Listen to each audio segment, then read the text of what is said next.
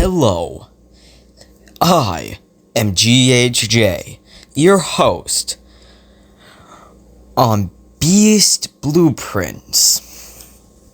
Today, we're gonna be going over my hybrid lock. This is the refurbished video of the original video I made for lock. Okay, let's get into it now.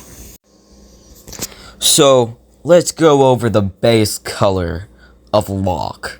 His base color is red. And that doesn't necessarily have a reason, more of just genetic engineering. But let's go over the base. The base body is polar bear, which is really good because it's the apex predator of the planet. Now, let's go over legs. His legs are more of ground sloth and more of like the back section of his spine. Back is giant ground sloth. Now, let's go over feet. Usually, giant ground sloth's toes and stuff would curl inward on its hind legs. That's not how Lock's feet work. Lock's feet are actually used elephant DNA to give it feet pads for its giant scale, and so it has more stability, so it can rear up better with its size. Now, let's talk about the downsides of the polar bear. If we keep its fur, then it's gonna look completely white, because polar bears are actually black and they have reflective fur on their body, which reflects the sun, making them look white. So we are gonna add hairless cat DNA from the Sphinx, so it loses most of its hair. So now we have a black giant animal that's the size of an elephant and can rear up. And to keep him terrifying, we're going to add horns. But these horns are from the great old bison, which they're kind of small, but we're not just adding the horns, we're adding the skull of the bison to Lock, my hybrid.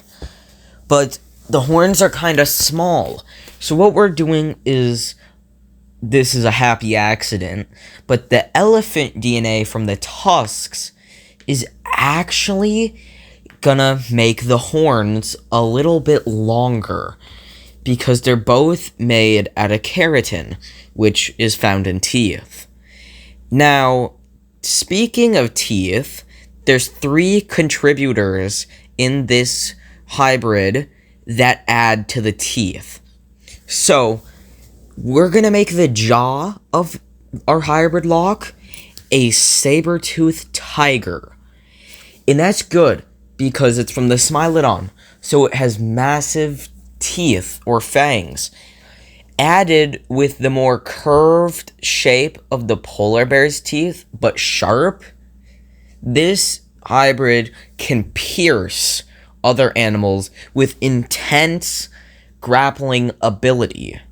And mixed with the keratin of the elephant tusks, it's gonna have thick teeth, which means that they won't get hurt from biting armor, which would be really good in a scenario like this. And for the mobility in the arms, we're adding shoulder DNA from the gorilla and the Giganticus blackie. And for the arms, we're adding the elbow joints of the polar bear, obviously, since it's the base of the polar bear. But we're mixing the mobility from in the hand from the Giganticus blackie with the polar bear fingers. So our hybrid is gonna have opposable hands with polar bear claws. And let's go over size. In the original lock, the size was just from the genetic engineering. But no, this size of our hybrid is gonna be elephant mixed with the hornless rhinoceros. The hornless rhinoceros' neck is good because it puts less strain on the vertebrae when he rears up, because that neck was meant to be very long, but we're shortening it so it's only a couple vertebrae instead of a ton. Now, let's go over why our hybrid is named Locke. So our hybrid is named Locke because he's inspired by the best fictional character ever, John Locke, from the series Lost, which I am going to make a video about in about 11 weeks because I have the next 10 weeks planned for videos, by the way.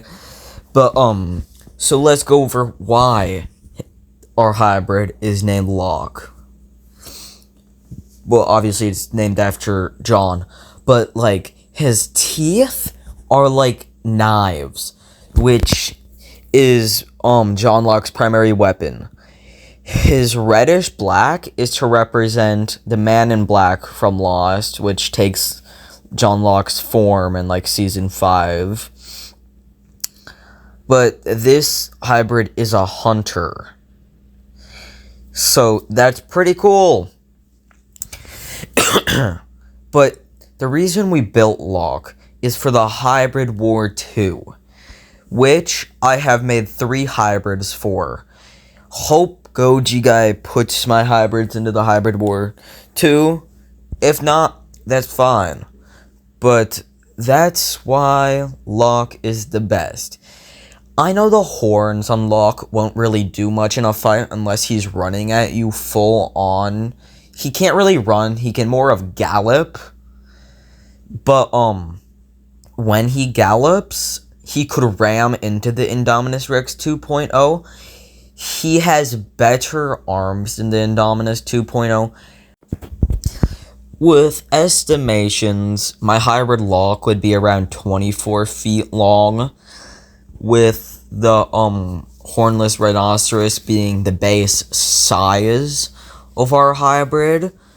But like the Indominus Rex 2.0 is like 46 feet long, and the height of the hornless rhinoceros is to the shoulder is around 15 feet, which most dinosaurs, like the Spinosaurus from JP3, which is around the same size as the Indominus Rex, is like 26 feet to the to like the head.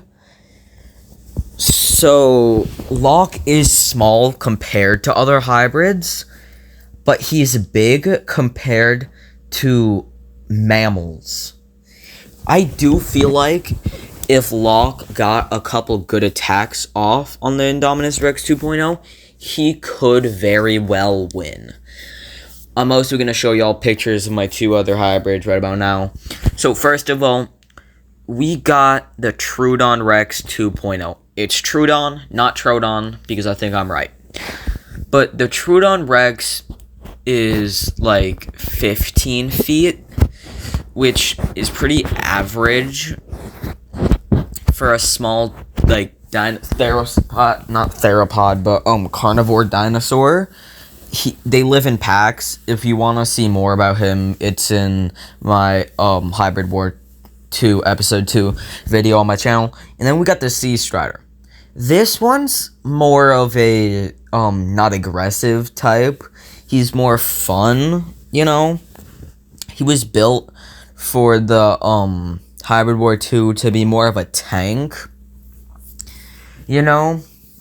But if you want to see other videos that are Hybrid War 2 related, dinosaur related, kaiju theories from my Kaiju Codex series, you can watch them on my channel. If you want to see more of my hybrid video, smash the like button with your horns. We all know Lockwood if he could. And chew the subscribe button. Bye.